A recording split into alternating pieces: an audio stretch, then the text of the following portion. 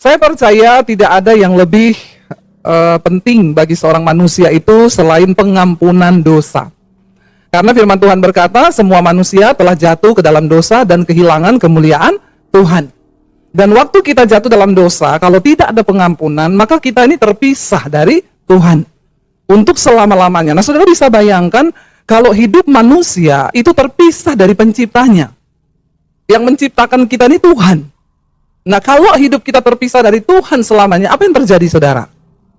Ya, hidupnya rusak, hidupnya begini, ya nggak ada yang tanggung jawab. Ya. Tapi kalau kita menyatu dengan Tuhan, Sang Pencipta kita, ya maka itu sesuatu yang luar biasa.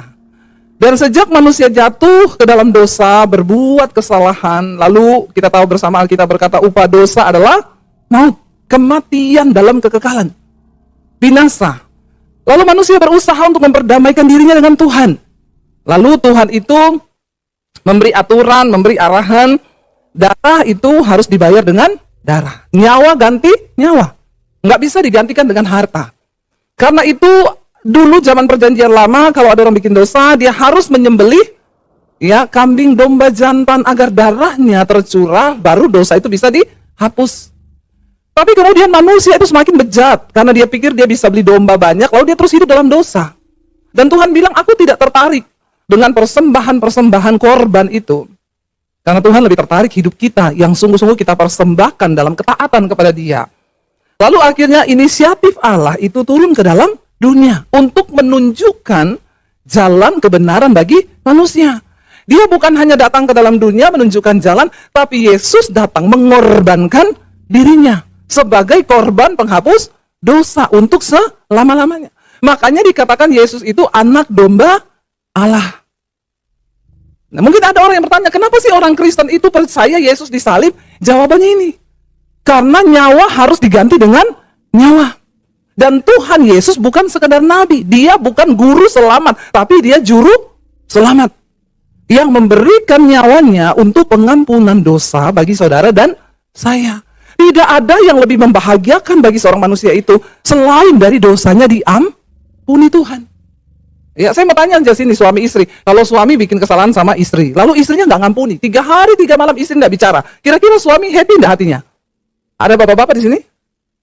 Bapak-bapak, istrimu nggak omongan 3 hari, 1 minggu. Bapak-bapak sejahtera nggak? Ini bapak-bapak mati rasa ya? Tolong dijawab ya. Kalau istrimu nggak omongan sama kamu, mati rasa nggak bapak-bapak? Bapak sedih nggak hatinya kalau istrinya nggak ngomong? Sedih kan? Lalu bapak-bapak akan melakukan berbagai cara tentunya untuk dapat pengampunan dong dari istrinya, iya nggak? Iya, cara yang paling mudah itu apa? Duit. Kok tahu? Ya, kita akan melakukan berbagai cara supaya hubungannya pulih kembali. Nggak enak. Ya, misalnya istri juga berbuat salah sama suami, lalu suami nggak mengampuni, lalu dia diam terus ya. Kan kita nggak enak hidup dalam sebuah hubungan yang tanpa pengampunan. Nah, sekarang Bapak Ibu bayangkan kalau manusia yang diciptakan oleh Tuhan, lalu Tuhan itu tidak mengampuni kita.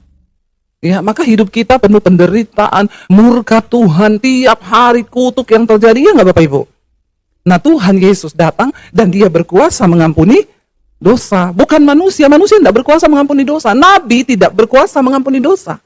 Hanya Tuhan. Dan Yesus datang sebagai Tuhan dalam dunia ini, saudara. Kita baca bersama ini ayat dari gereja yang dikasih sama saya, Matius pasal yang ke-9. Judul perikopnya orang lumpuh disembuhkan. Kita baca bersama ayat yang pertama, ya, 1, 2, 3. Sesudah itu naiklah Yesus ke dalam perahu lalu menyeberang. Kemudian sampailah ia ke kotanya sendiri. Ayat 2. Maka dibawa oranglah kepadanya, ya. Ayat 2 multimedia. Minum kopi dulu ya. Ayat 2 baca 1. Ya. Maka macet ya multimedianya ya. So, ini jemaat juga malas buka Alkitab di sini ya. Coba tolong jemaat buka HP sucimu, cepat. Nah. Maka dibawa oranglah kepadanya seorang lumpuh yang terbaring di tempat tidurnya. Ketika Yesus melihat iman mereka, berkatalah ia kepada orang lumpuh itu, "Percayalah hai anakku, dosamu sudah diampuni." Maka berkatalah beberapa orang ahli Taurat dalam hatinya, ia menghujat Allah. Mereka berpikir, kenapa dia berani mengampuni dosa? Kan cuma Allah yang bisa. Berarti dia ini menghujat Allah. Tetapi Yesus mengetahui pikiran mereka lalu berkata, mengapa kamu memikirkan hal-hal yang jahat dalam hatimu? Manakah lebih mudah mengatakan dosamu sudah diampuni atau mengatakan bangunlah dan berjalanlah? Tetapi supaya kamu tahu bahwa di dunia ini anak manusia, perhatikan kata anak manusia itu huruf besar, berarti menggambarkan Tuhan Yesus. Ya, dia berkuasa mengampuni dosa. Lalu berkatalah ia kepada orang lumpuh itu, bangunlah, angkatlah tempat tidurmu dan pulanglah ke rumahmu. Dan orang itu pun bangun lalu pulang. Maka orang banyak yang melihat hal itu, takut lalu memuliakan Allah yang telah memberikan kuasa sedemikian itu kepada manusia, yaitu Yesus Kristus. Saudara, ketika Yesus sampai di kotanya, lalu sekerombolan orang membawa seorang yang sakit. Dan Alkitab berkata di tempat tidur, dia diusung, dia lumpuh dan terbaring di tempat tidurnya. Saya mau tanya saudara, orang tuh kalau lumpuh, kira-kira sedih enggak? Ya, sedih. Ya, jangan bilang saya belum pernah lumpuh, Bu. Cuma kita, jangan sampai ya, kita gambarkan saja, kita aja kena flu aja udah kayak sekarat toh. Kadang-kadang ada orang-orang alay lebay itu baru sakit sedikit sudah kayak orang sekarat. Ini lumpuh saudara, ya, lumpuh tidak bisa jalan. Saya yakin pasti mungkin imannya hampir mati, harapannya nggak ada. Dia mungkin bertanya sampai kapan aku hidup seperti ini, atau mungkin sudah minta mati. Karena orang itu saudara kalau dia tuh sakit ya, sakit itu berbeda dengan pergumulan yang lain. Kalau kita jatuh dalam masalah keuangan itu di luar diri, kita masih bisa lari, masih bisa sembunyi. Kalau kita dibenci orang, difitnah itu juga di luar diri. Tapi kalau sakit itu di dalam diri. Dan kalau orang itu sakit saudara, ya misalnya istri sakit, kadang suami bilang, ya percaya kamu sembuh, jangan takut. Maka yang sakit itu akan berkata, omonganmu tok loh, kamu kan tidak rasa berada di tempatku. Iya enggak saudara? Karena memang kalau orang di proses Tuhan sakit itu waduh, butuh penghiburan, butuh kekuatan ekstra. Ya itu beda saudara. Orang sakit itu dia berhubungan dengan dirinya sendiri, dan itu hanya tergantung imannya dengan Tuhan. Sekuat apapun orang mencoba menghibur dia, itu tidak akan bisa kalau bukan dari dirinya. Itu sakit. Ya, saya itu sering menguatkan orang sakit, kadang nelpon, Bu, saya sudah di ruangan operasi, Bu, tolong kasih kekuatan ya. Kadang saya gampang ngomong, Ibu jangan takut, percaya Tuhan beserta. Tapi saya kan cuma ngomong tok. Saya tidak pernah berada di tempat itu. Tapi orang yang sedang berada di tempat itu, nah disitulah imannya dengan Tuhan ya sedang dia pertaruhkan. Saudara, karena nggak bisa ada orang lain yang coba bisa menguatkan dia selain dari dirinya sendiri yang harus membangkitkan imannya. Saya itu sering kali saudara, kalau orang kirim kesaksian, Bu, saya tuh ketakutan ketika divonis dokter gini-gini, saya bacakan tuh kesaksian. Iya, jangan takut, pokoknya percaya. Tapi selalu ada tuduhan di hati gini, ya kamu kan nggak rasa. Tapi kalau orang itu yang sakit kan dia yang rasa. Saudara, jadi berapa waktu lalu saya itu ke Solo, saya mampir di sekolah misi saya, lalu saya ke Solo. Biasa di Solo saya periksa di klinik itu selalu rutin sama suami, periksa darah, ya cek darah, cek gula, cek itulah ya tabungan-tabungan kita itu ya harus dicek gitu ya. Jadi kalau saudara pusing, cek gula normal, cek ini normal, coba cek saldo. Ya, karena biasanya kalau saldo turun semua naik itu, ya, darah naik, kolesterol naik, darah tinggi semua naik. Lalu saya tuh cek saudara.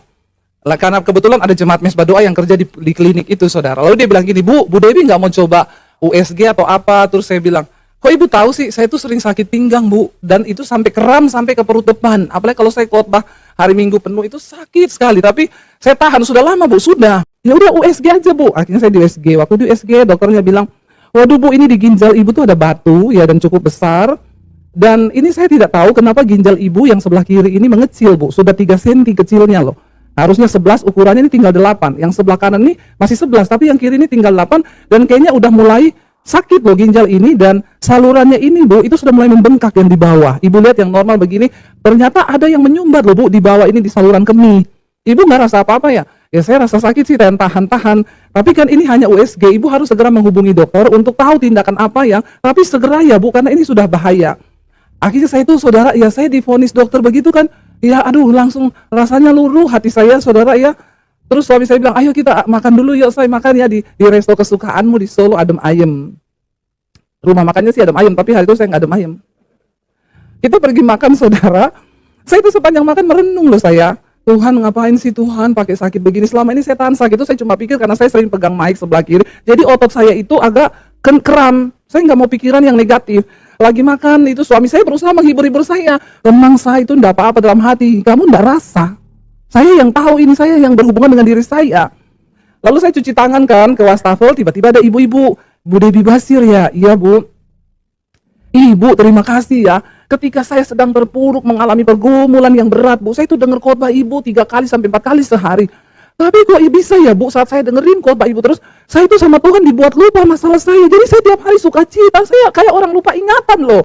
Dia itu cerita menggebu-gebu saudara, dan dia berterima kasih lewat firman yang Ibu sampaikan, khotbah-khotbah Ibu saya dikuatkan, dan dia tidak tahu saya lagi tidak kuat saat ini. Jangan tertawa dosa loh saudara. Ya, karena pendeta juga manusia. Jadi saya bilang, oh iya Bu, puji Tuhan. Iya, ibu ngerti nggak sih kayak orang lupa ingatan? Dan saya bilang, Tuhan aku juga mau lupa ingatan hari ini Tuhan. Bikin dong aku begitu gitu ya. Kok ibu itu bisa lupa ingatan, saya nggak bisa nih Tuhan, ngerti ada penyumbatan. Lalu saya duduk, saya bilang sama suami saya gini, Tuhan itu ajaib ya. Aku tuh lagi sedih loh, tapi ibu itu tadi bersaksi loh, dia begini-begini. Terus suami saya bilang, lah itu sudah dapat kekuatan dalam hati saya, sudah dapat kekuatan. Ya kamu bisa ngomong, tapi kan saya yang merasakan saudara. Akhirnya kita pulang ke Jakarta, sampai Jakarta saya konsultasi ke satu rumah sakit, ketemu dokter ahli. Ya lalu saya konsultasikan, Bu harus CT scan. Karena ini tidak bisa ketahuan ukuran batunya itu berapa. Kalau di CT scan semua kelihatan, ya udah. Aduh, saya tuh masuk ke ruang CT scan saudara ya. Tuhan itu yang paling saya takuti ya. Saya ketemu dokter tanya, Ibu pernah sakit? Apa enggak pernah dok? Ibu umur berapa? 50 mau jalan 51. Berarti ibu kaum lolita. Apa itu dok? Lolos 50 tahun. Puji Tuhan ibu selama 50 tahun kan ibu nggak pernah keluar masuk rumah sakit kan. Ya ini kan ibu sudah lolos 50 tahun. Saya bilang ya ini sudah masuk 51 dok. Makanya sudah mulai ada yang bermasalah. Akhirnya masuk ke ruang CT scan saudara. Aduh, disitulah saya mulai deg-degan. Tapi saya merasakan ternyata selamat ini jemaat tuh kalau ngomong, Bu, saya di ruang operasi takut, saya di ruang CT scan takut. Dan sekarang saya mengalami gitu ya, lihat alatnya begitu, saya tiduran di situ, lalu disuruh ya tarik napas, mesinnya bunyi kan. Cuma saya sendiri di dalam situ, tidak ada orang, saya tarik napas. Aduh Tuhan kok ya mengerikan gitu ya, ada di tempat-tempat yang seperti ini gitu ya. Aduh gitu ya, saya masuk, habis itu ya selesai, keluar lagi, masuk lagi sih ke dalam, tarik napas. Aduh, rasanya mau berhenti napas saya di situ. Tapi ya sudah selesai, akhirnya saya masih di hati tuh, duh kenapa sih harus begini, harus begitu. Ya akhirnya kita ke dokter, tunggu hasil CT scan keluar, saya konsultasi dokter. Dokter bilang, wah pantes Bu, ini ukuran batunya 2,5 cm. Kalau ukurannya masih di bawah 1 cm, kita masih bisa getar tok, dia pecah, nanti keluar. Tapi ini sudah 2,5 dan posisinya sudah turun di bawah. Ini ibu nggak sakit? Sakit dok. Tapi ibu lumayan kuat ya, nahan sakit ini seperti ini. Ya sakit, saya kalau rasa sakit tuh kayak ditusuk pisau dari belakang sini tembus ke depan dan kram saudara. Tapi kan nggak ada yang tahu kan. Lalu dokternya bilang ya ini nggak bisa ini lagi Bu, harus segera dioperasi loh. Karena ini sudah membengkak sekali, ibu punya saluran itu dan ginjalnya sudah mulai berkurang fungsinya itu. Hati-hati kalau sampai ini dibiarkan terus, karena dia lihatin saudara, ginjal sebelah kiri saya itu sudah tercampur air. Nah ini air nggak bisa keluar. Lalu dia terangkan, nanti ibu akan dioperasi, lalu dipasang selang Bu di dalam ginjal. Aduh saya mendengar itu saudara, ya Tuhan, kok ngeri banget ya saudara. Suami saya gini, sabar say, percaya, lu percaya aku, tapi kan kamu ndak rasa. Ya udah saudara, akhirnya saya berusaha lah menguatkan diri saya sendiri. Lalu ketika kami minta hasil CT scan, tunggu duduk untuk saya mau minta fotokopiannya ya, maksudnya bawa aslinya karena sudah dilihat di komputer, dokter sudah narangkan. Saya duduk masih merenung saudara, Tuhan kenapa sih harus begini ya, coba nggak usah operasi atau apa. Tiba-tiba ada ibu-ibu duduk di depan saya, Bu Pendeta Debbie Basir ya. Terus iya Bu, Ibu saya jemaat Misbah Doa Ibu loh. Iya, Ibu lagi ngapain? Nunggu hasil CT scan. Oh Ibu sakit? Iya Bu, ada tumor di batang otak. Terus saya, oh terus gimana Bu? Puji Tuhan sih sudah operasi 3 kali. Jangan tertawa kau. Sudah operasi 3 kali Bu.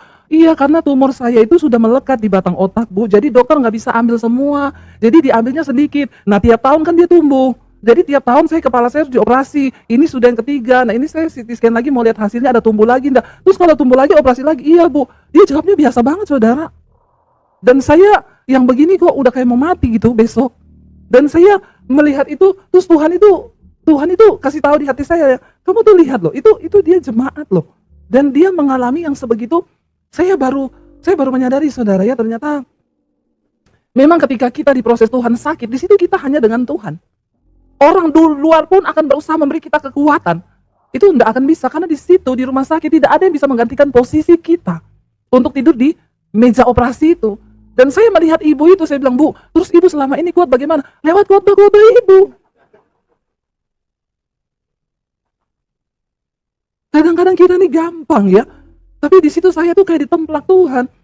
Dan dia Tuhan tuh bilang, kamu harus ngerasain ini, kamu harus melewatin ini, supaya kamu itu, kalau memberi kekuatan sama orang yang sakit, kamu juga pernah melewati itu dan kamu bisa rasa takutnya. Oh iya ya, kan udah pernah takut dikejar debt collector, ternyata beda saudara sama takut harus menghadapi meja operasi itu ternyata beda. Dan ya di situ saya merasakannya, iya makanya saudara kalau kita tuh, saya tuh kadang ngomong sama suami saya bilang gini, itu orang-orang yang suka dugem, mabuk-mabuk itu belum pernah ada batu kali ya di ginjalnya atau di mananya gitu ya. Sampai kayaknya kok bikin dosa tuh nggak ada rasa-rasa takut gitu ya. Kita aja yang menghadapi kayak begini, di situ kita berhadapan dengan diri kita. Saudara, kenapa dan hari ini saya dikasih temanya ini dari gereja? Dan saya baca, saya kaget sekali. Dan Tuhan bicara banyak sama saya secara pribadi tadi pagi waktu saya siapin khotbah. Kenapa Tuhan datang dan berkata kepada orang lumpuh itu, kata pertama yang Yesus bilang apa? Percayalah, dosamu sudah diampuni. Karena orang yang sedang berhadapan dalam keadaan sakit, dia berhadapan dengan dirinya sendiri. Dia cuma butuh satu kekuatan yang akan menjamin, bahkan aku mati, aku harus aman. Dan tidak ada rasa aman lain yang bisa diberikan kepada manusia selain satu perkataan bahwa dosamu sudah diampuni. Karena kita tahu ketika masih ada dosa, maka kita pasti masuk neraka penghukuman. Tapi Tuhan memberi kekuatan kepada orang lumpuh ini. Pertama kali yang dia bilang, percayalah hai anakku, bahwa dosamu sudah diampuni. Makanya bagi orang yang ada dalam Kristus, ya, kita nggak perlu takut lagi saudara. Kita percaya bahwa kematian pun adalah sebuah keuntungan. Jadi saya pulang dari khotbah nanti ini jam 2:30 saya langsung masuk rumah sakit. Dan besok saya akan dioperasi. Tolong saudara bantu dalam doa ya. Kali ini saya minta bantu doa ya saudara ya. Karena saya juga manusia biasa ya. Tapi saya percayalah hidup mati kita di tangan Tuhan kan. Semua Tuhan yang pegang kendali lah. Ya dan ya saya melihat saudara bahwa orang-orang yang punya iman kepada Tuhan, dia percaya bahwa dosanya diampuni, maka kita akan bisa berkata bahkan sekalipun kematian itu adalah sebuah keuntungan. Karena kita percaya bahwa Tuhan sudah mengampuni dosa kita. Pengampunan dosa itu kebutuhan bagi manusia karena itu bersangkutan dengan keselamatan saudara. Dan Yesus bukan hanya nabi, dia bukan hanya guru selamat, tapi dia juru selamat yang datang dan menyerahkan dirinya. Makanya dia yang bisa mengampuni dosa manusia. Buka bersama Lukas pasal 24 ayat 46 mulai. Lukas 24 ayat 46. Puji Tuhan ya saudara. Baca bersama. Katanya kepada mereka, ada tertulis demikian, Mesias harus menderita dan bangkit dari antara orang mati pada hari yang ketiga. Lalu ayat berikutnya 47, dan lagi dalam namanya apa? Berita tentang pertobatan dan pengampunan dosa harus disampaikan kepada segala bangsa mulai dari Yerusalem. Di dalam nama Tuhan Yesus. Maka berita tentang pengampunan dosa dan ya, keselamatan, pertobatan, dan pengampunan dosa itu harus diberitakan ke segala bangsa. Supaya orang mendapat satu pengharapan yang besar, tahu bahwa dalam nama Yesus dosamu diampuni. Tapi jangan buat dosa lagi. Kenapa saudara? Karena kebutuhan yang utama dari seorang manusia itu adalah dosanya diampuni. Kita baca bersama Kolose 1 ayat 12 sampai ayat 14. Kolose pasal yang pertama, ayat yang ke-12 sampai ayat 14. Dan baca bersama, mengucap syukur dengan sukacita kepada Bapa yang melayakkan kamu untuk mendapat bagian dalam apa yang ditentukan untuk orang-orang kudus di dalam kerajaan terang. Ayat 13, ya, Ia telah melepaskan kita dari kuasa kegelapan dan memindahkan kita ke dalam kerajaan anaknya yang kekasih. Ayat yang ke-14, di dalam Dia kita memiliki penebusan kita, yaitu apa? Pengampunan dosa. Kita bersyukur, tadinya kita ini nggak layak. Tapi oleh rahmat Allah yang besar, Allah Bapa, kita dilayakkan menjadi anggota keluarga kerajaan terang. Kita dibebaskan dari pengaruh kuasa kegelapan. Dan di dalam Kristus lewat kematiannya, kita mendapatkan pengampunan dosa dan penebusan hidup kita. Jadi dosa yang lalu nggak diperhitungkan Tuhan. Hari ini kita mulai baru dengan Tuhan. Hidup baru. Sampai pada garis akhir nanti Tuhan datang kembali, saudara. Jadi ayo kita sungguh-sungguh dengan Tuhan. Ayat yang terakhir, Mazmur 32, ayat 1 dan 2 kita baca, saudara. Ya, apa yang firman Tuhan katakan? Mazmur 32 ayat 1 dan 2, 1, 2, 3. Dari Daud nyanyian pengajaran. Berbahagialah orang yang diampuni pelanggarannya, yang dosanya ditutupi. Berbahagialah manusia yang kesalahannya tidak diperhitungkan Tuhan.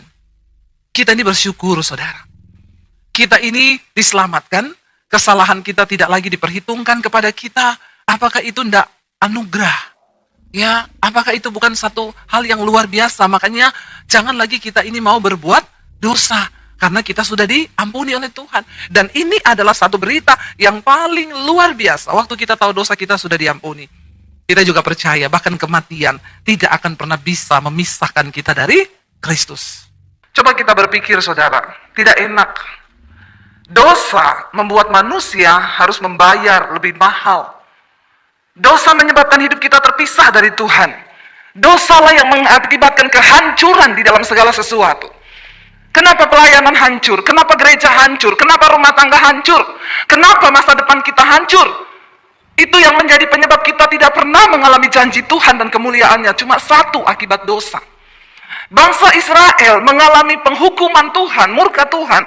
Akhirnya mereka diizinkan ada dalam pembuangan di Babel. Karena mereka sudah menjauh dari Tuhan. Mereka melakukan kekejian di mata Tuhan, kenajisan, percabulan, mereka membangun dewa-dewa yang bukan Tuhan lagi. Sehingga Tuhan murka dan mengizinkan mereka harus dibuang ke Babel.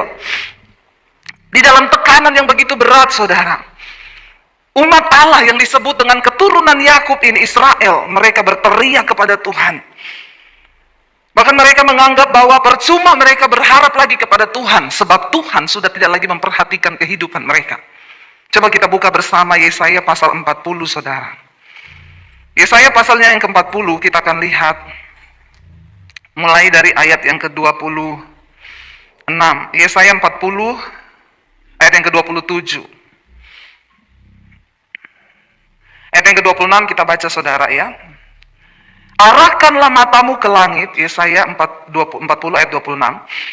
Arahkanlah matamu ke langit dan lihatlah siapa yang menciptakan semua bintang itu dan menyuruh segenap tentara mereka keluar sambil memanggil nama mereka sekalian. Satupun tidak ada yang tidak hadir oleh sebab ia maha kuasa dan maha kuat. 27. Mengapakah engkau berkata demikian, hai Yakub, dan berkata begini, hai Israel, hidupku tersembunyi dari Tuhan dan hakku tidak diperhatikan Allahku. Di tengah masa pembuangan akibat dosa, ya, Yakub, Israel berteriak dan berkata, Tuhan itu tidak melihat hidupku lagi, sudah tersembunyi aku.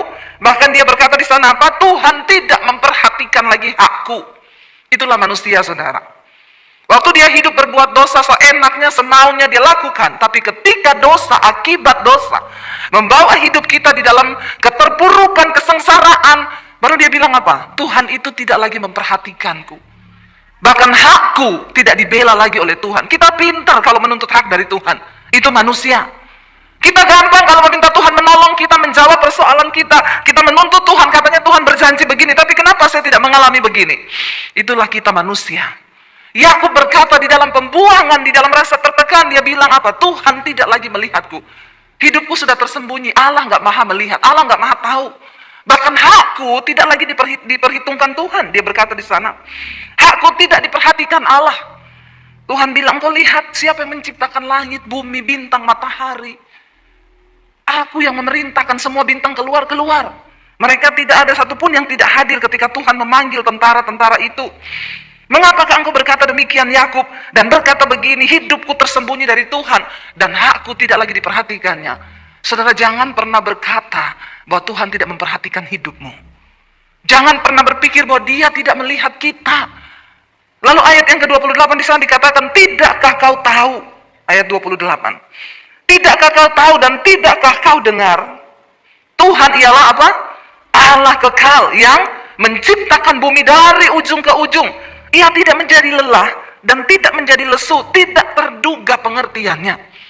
Kenapa kita harus menyembah Tuhan? Kenapa kita harus mendekatkan diri kita dengan Tuhan? Yang pertama, karena Tuhan yang menciptakan kita, saudara.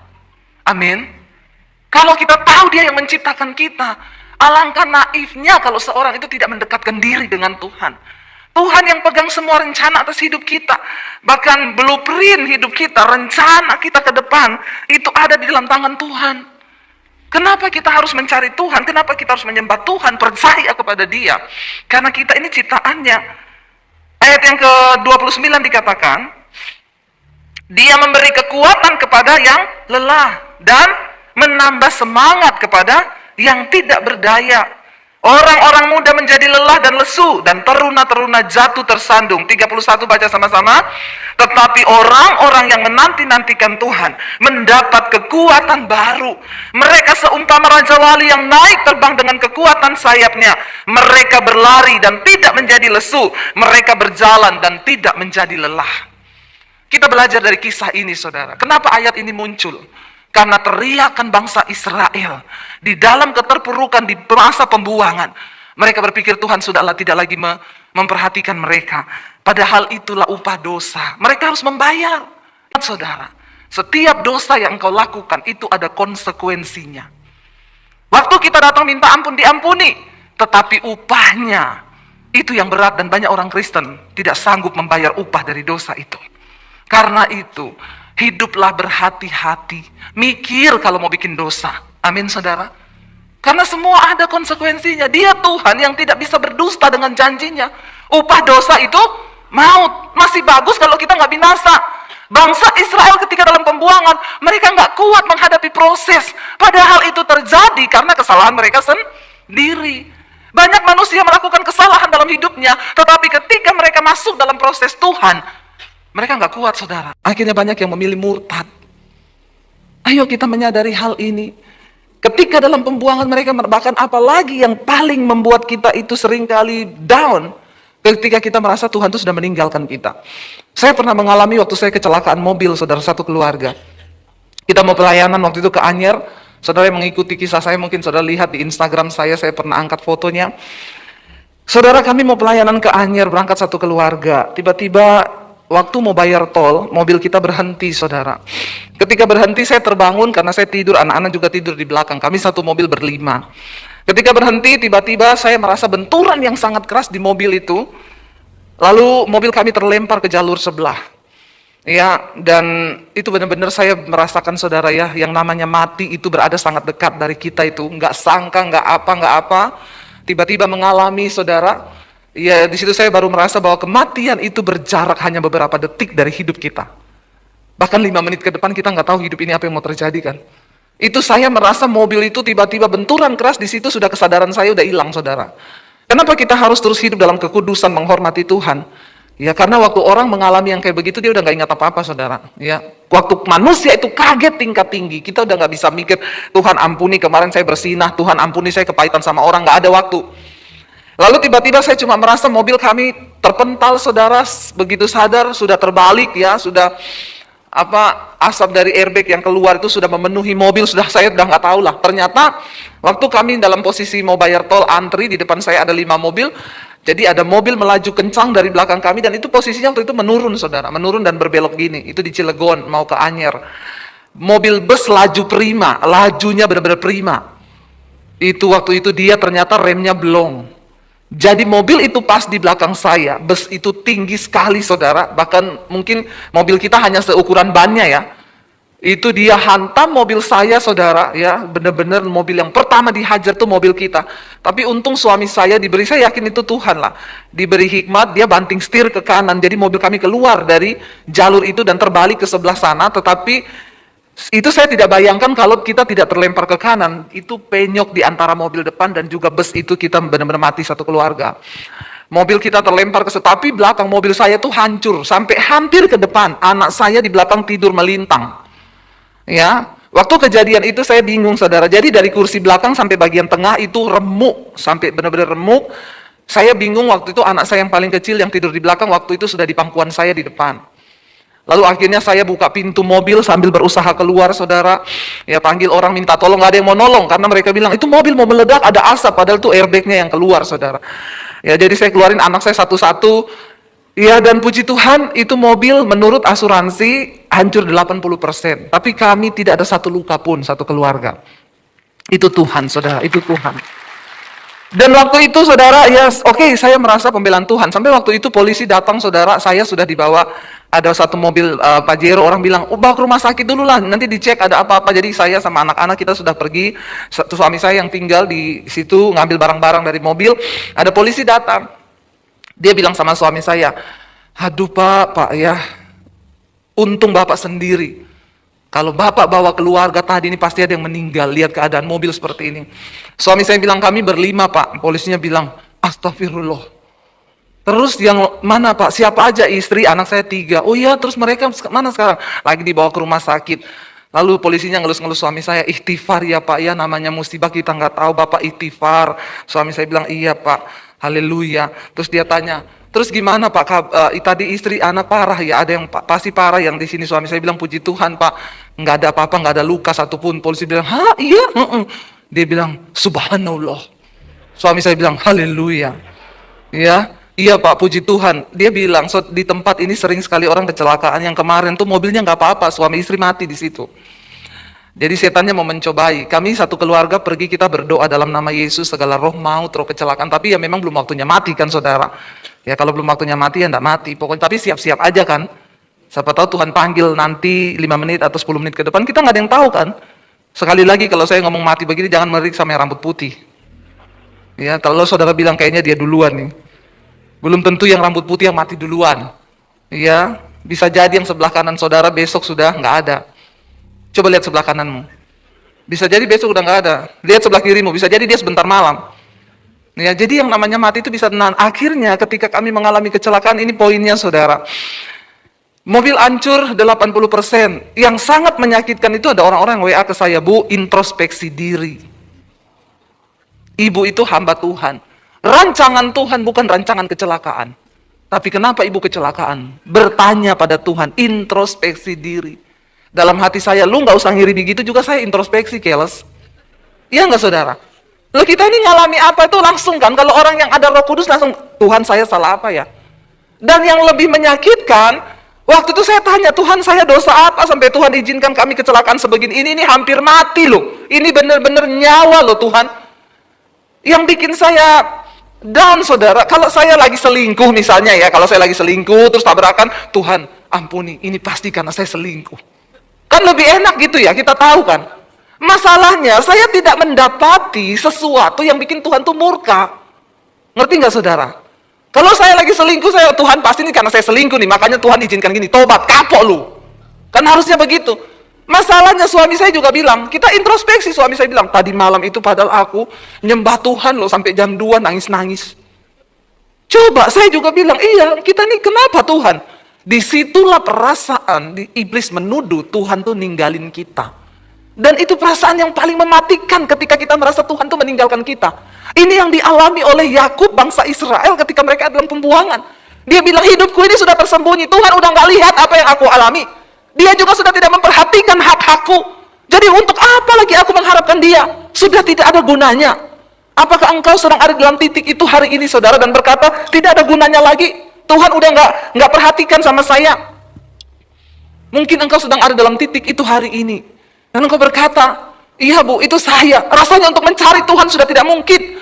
Melihat keadaan yang buram di depan saya, apa yang mau saya lakukan lagi? Dengar baik saudara. Ingat, yang pertama ingat, kita ini ciptaan Tuhan. Dia yang berkuasa atas hidup kita, bahkan atas kematian kita. Saya kemarin, seorang ibu telepon saya, dia bilang, Bu, saya itu baru mengalami Tuhan secara pribadi benar-benar. Selama ini kita bisa gampang berkata, hidupku milikmu, semua yang ada dalam hidupku ini milikmu. Itu yang sering kita perkatakan. Tapi ketika Tuhan memberikan ujian tuh nggak gampang, Bu.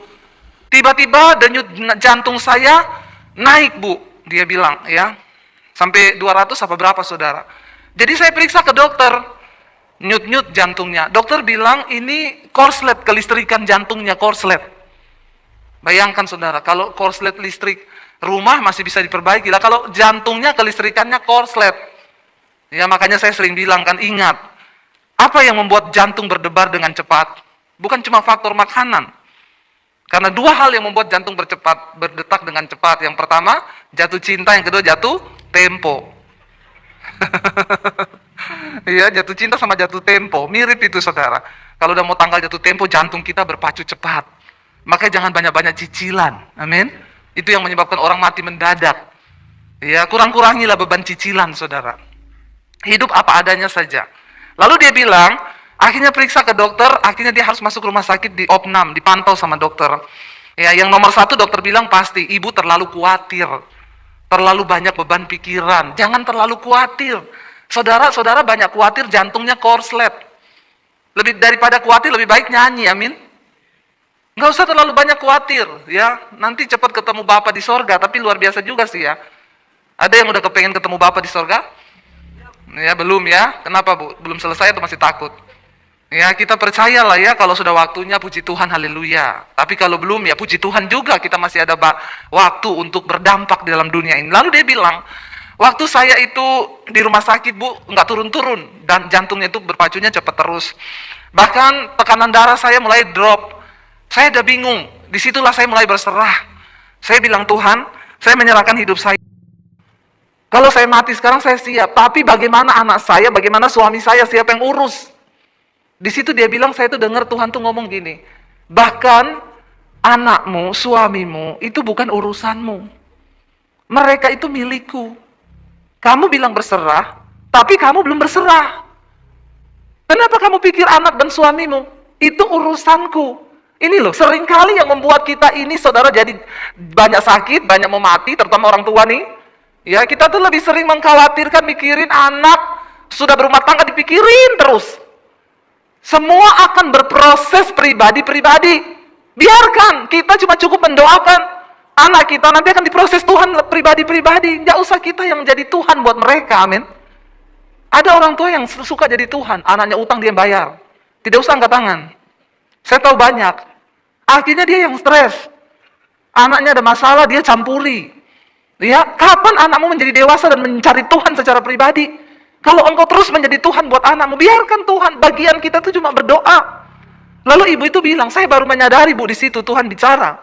Anakmu dan suamimu itu bukan urusanmu, mereka milikku. Kalau kamu berserah, berserah aja. Jangan bilang, aku serahkan nyawaku Tuhan, nyawaku milikmu. Tapi bagaimana suami dan anakku? Emang kamu lebih pintar mengurus kehidupan mereka? Di situ dia bilang, saya bertobat, Bu. Saya baru tahu arti dari semua itu milik Tuhan ketika saya udah rasa mau mati itu. Terus Tuhan ngomong begitu. Akhirnya saya bilang, oke Tuhan, aku serahkan semuanya. Suami, anakku, kalau sudah waktunya aku mati sekarang, aku berserah. Tapi ternyata dia nggak jadi mati. Karena Tuhan memang masih, dia bilang, saya cuma dapat, Bu, satu poin di situ tentang semua milik Tuhan. Jadi kita ini ternyata benar-benar nggak punya hak. Ketika saya merasa Tuhan meninggalkan saya, saudara, saya udah nggak mau berdoa. Kira-kira seperti yang dialami Yakub ini, untuk apa saya cari Tuhan?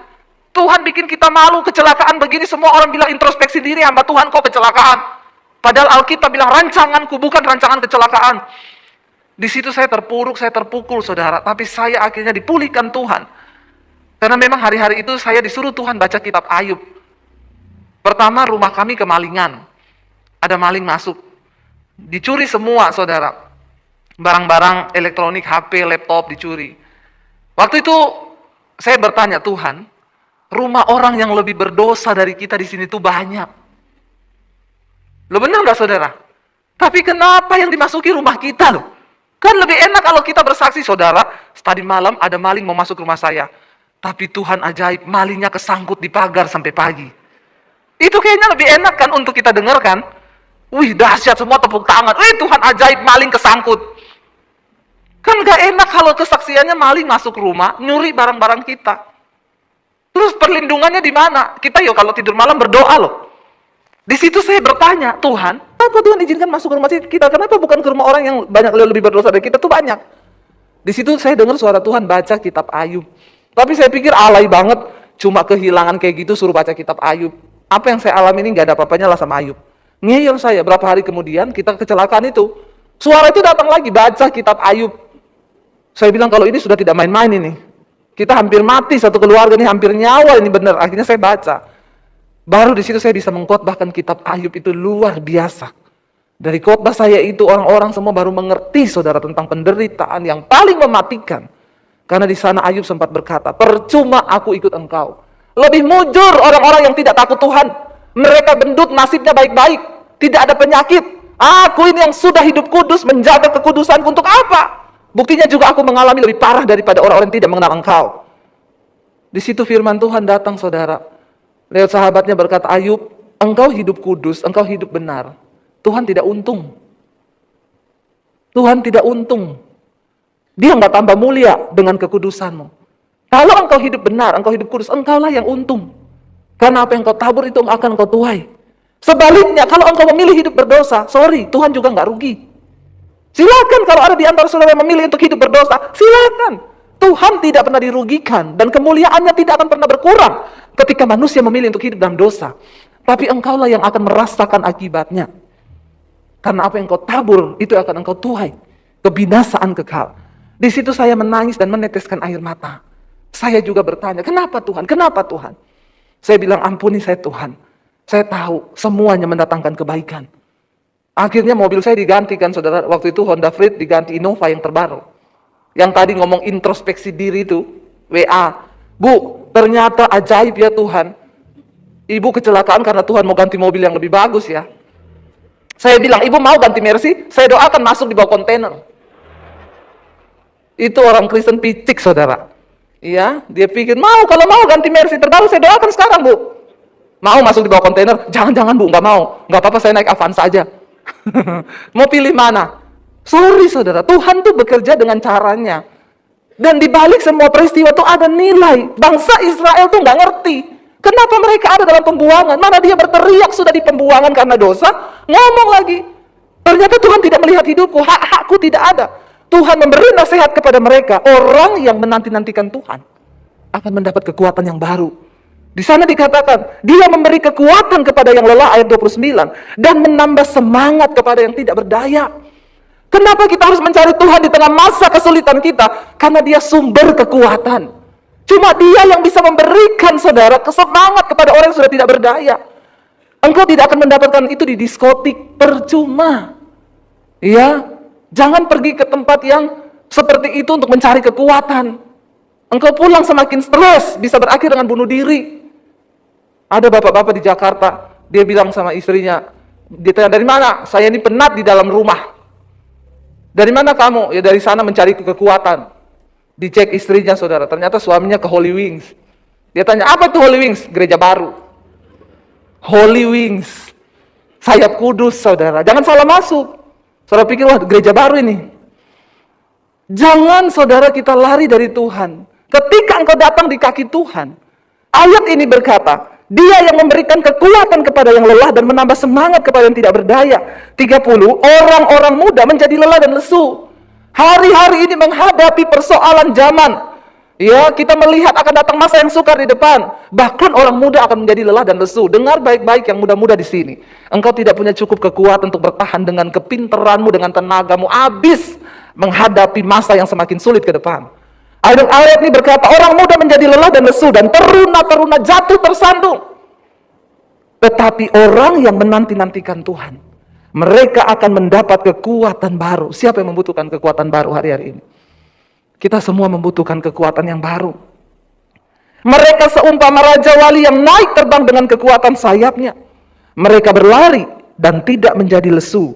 Mereka berjalan dan tidak menjadi lelah.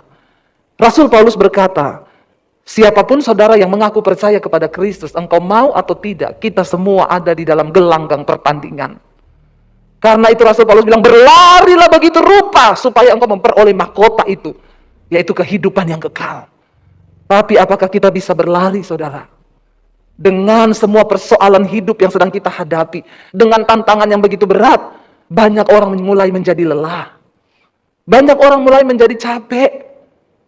Lalu dia menyerah di tengah jalan. Tetapi orang yang terus menantikan Tuhan, ayat ini menjamin, dia akan berlari, tapi tidak menjadi lelah. Dia akan berlari, tetapi tidak menjadi lesu. Berjalan, tidak menjadi lelah.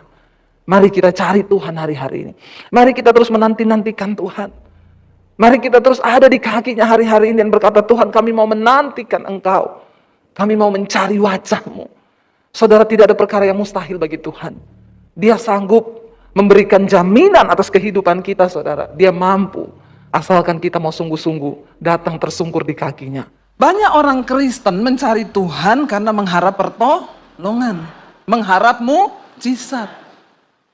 Ya ini Tuhan bilang, aku kasih malaikatku. Dia akan menyertaimu bersama-sama dengan engkau, tapi aku tidak ikut. Kira-kira kalau saudara yang ditanya begitu, jujur saja, tidak usah pura-pura. Ya, mujizat terjadi, kau tidak punya uang jadi punya uang, bahkan kau sakit sembuh karena ada malaikat yang menyatakan mujizatnya atas perintah Tuhan loh.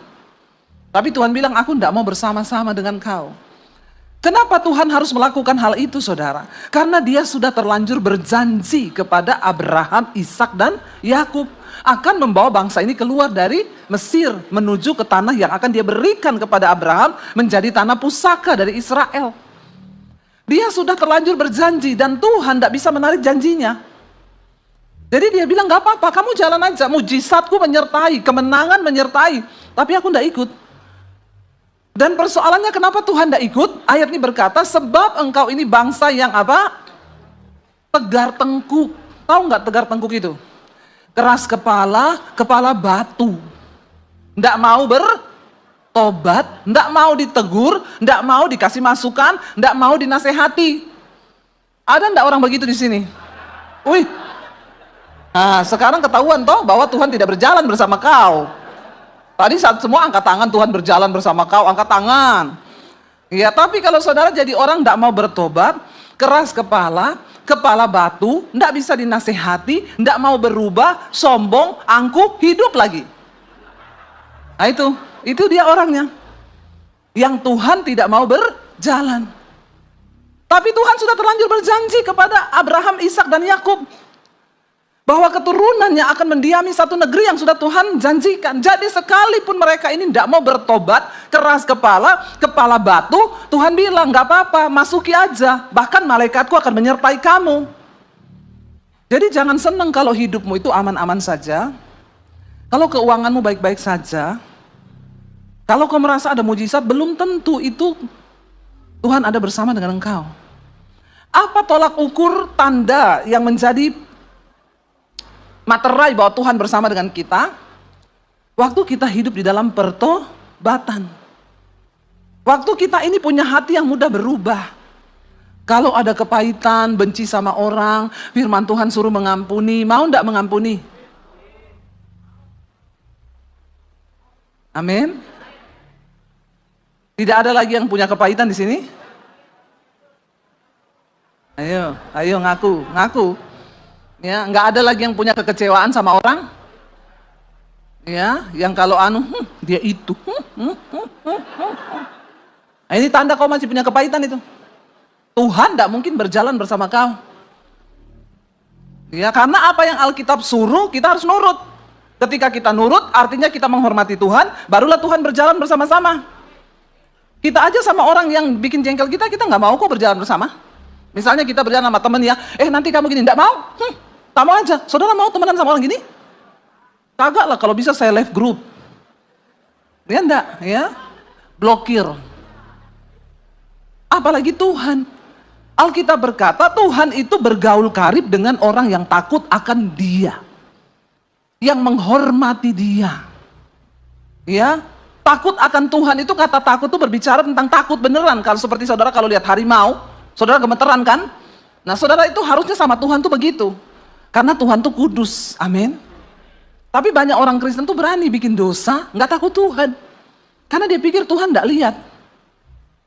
Ya dia pikir buktinya saya berdosa aja, saya masih happy kok, saya hidup dalam kepahitan juga saya masih hidup. Saya bersinah juga saya masih hidup kok sekarang, selingkuh juga masih hidup kok saya. Jangan sesat, Allah tidak membiarkan dirinya dipermainkan, karena apa yang ditabur orang itu juga yang akan dituainya. Amin. Jadi Tuhan bilang, aku tidak bisa berjalan bersama-sama dengan engkau karena engkau ini bangsa yang tegar tengkuk. Ya, kepala batu, keras kepala, disuruh melakukan firman, tidak mau. Nanti kalau hidupnya sudah ada masalah, baru datang. Pak Wiryo, Bu Flora mau konseling. Minta didoakan. Coba, kenapa saudara itu suka bolak-balik konseling? Nggak usah konseling, amin. Kalau ada masalah, datang cari Tuhan. Tapi kan saya perlu curhat sama. Amin. Nggak usah cari manusia.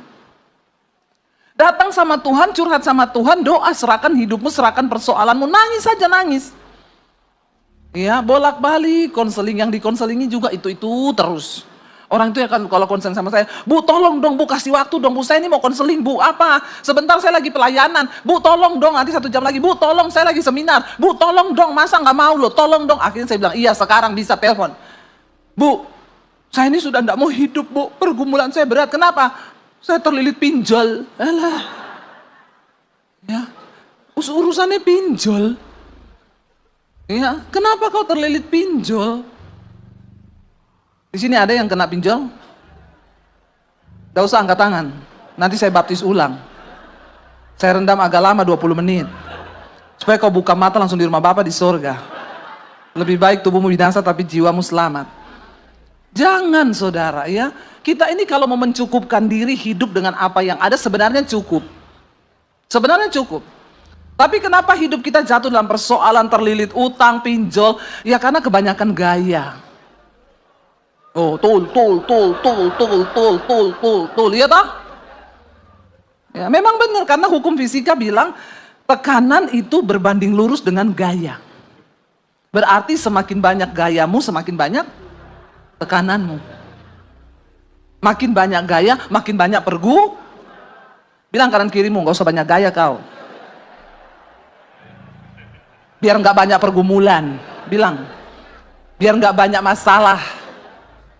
Hidup itu kalau apa adanya saja disyukuri, nggak banyak masalah. Nggak perlu pinjol. Kenapa bisa pinjol? Ya karena kebanyakan gaya. Kemarin itu loh ada orang nonton Bruno Mars. Gajinya sebulan 3 juta. Gaji untuk bulan depan di kasbon untuk beli tiketnya Bruno Mars. Bulan depan dia tidak ada uang mau hidup. Saya suruh pindah ke Mars. Siapa suruh kau nonton Bruno Mars? Lebih baik kau pergi tinggal di Mars. Gaji untuk bulan ini sudah tidak ada. Karena bulan lalu sudah kasbon buat beli tiket Bruno. Ini kan kalau saya bilang goblok ya. Maaf saudara. Otakmu tuh kau nggak pakai buat berpikir sesuai yang Tuhan mau. Kenapa? Cuma karena mau gaya-gayaan, mau nonton konser Bruno Mars. Gaji kan buat hidup 1 bulan. Ya, habis itu pinjol. Nanti kalau sudah begitu pinjol itu. Sekali pinjol, memang pinjol itu enak. Cuma dibilang begini, saya sering dapat ini, dikirimi SMS. Debbie Basir selamat, kau mendapat pinjaman sampai 50 juta. Cuma kirim foto pegang KTP. Nggak usah dibalas, langsung diblokir yang begitu-begitu itu. Blokir saja, ya. Sekarang ini orang semua tawarin utang. Bank-bank itu loh, telepon. Halo Ibu Debbie, selamat siang. Kami dari bank ini mau menawarkan hutang ya Bu ya. Ibu dapat fasilitas sampai 100 juta. Ya, dan ini bunganya paling rendah, hanya Ibu yang kami tawarkan loh Bu. Saya bilang saya mau, asal kredit tanpa angsuran. Ya, kalau cuma tanpa anggunan mau aku. Kalau kredit tanpa angsuran mau saya. Dipaksa, ambillah Bu, lumayan loh Bu, 100 juta loh Bu. Saya bilang saya enggak butuh uang. Loh Ibu masa enggak butuh uang? Buat apa kek, buat apa? Enggak butuh. Ya mumpung ini dicicil loh Bu, saya enggak mau utang. Kenapa Bu? Udah mau kiamat. Kau jangan paksa-paksa saya utang. Nanti kalau saya enggak bisa bayar, saya masuk neraka. Kau juga yang bertanggung jawab. Amin Bapak Ibu. Jangan tergiur kalau ditawar-tawari utang. Ya. Jangan mau. Pokoknya aku mencukupkan diri, firman Tuhan bilang, cukupkanlah dirimu dengan apa yang ada padamu. Kalau kita belajar mencukupkan diri, mesti cukup. Kenapa jadi tidak cukup? Karena keinginanmu lebih besar dari kebutuhanmu. Makanya daging ini perlu ditekan. Nggak usah sok gaya-gayaan. Kalau nggak ada, ya bersyukur. Kalau ada, ya nata kehidupan. Ya kalau enggak ada, enggak usah. Saya dulu waktu masih miskin, saya pernah miskin loh. Bener loh. Ya. Dulu kita naik motor, punya motor 1, anak 3. Kalau pelayanan, mau bawa anak-anak titip di mertua, naik motor bonceng 5. Bener, saya cerita bener. Ya, anak 3, kami berdua. Saya duduk paling pojok itu, tinggal di besinya motor itu loh. Teganya kau menertawakan saya. Ini kisah sedih, harusnya saudara menangis dan terharu.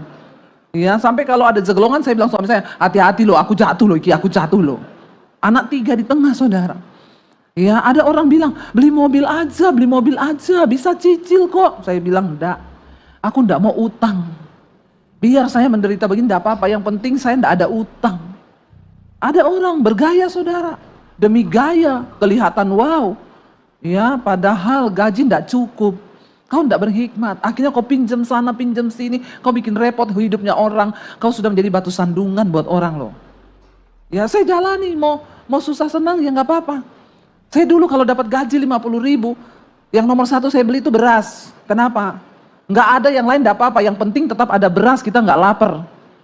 Ya, masih bisa bikin bubur, kasih garam, udah enak makan dengan ucapan syukur, amin. Yang penting enggak dikejar utang, itu kan begitu hidup, ya. Jadi Tuhan itu memberikan kita kemampuan untuk bertahan hidup. Nggak akan ada orang itu kekurangan, kelaparan, kalau kita menjalani hidup ini dengan benar di hadapan Tuhan. Ya, dan nggak ada orang meminta-minta kata Tuhan kalau kita mau bekerja. Saya dulu pernah jualan jus di pinggir jalan sampai jam 12 malam. Sudah pendeta, sudah. Ya, kadang lagi jualan gitu orang datang, "Ibu pendeta," ya iya, saya nggak malu.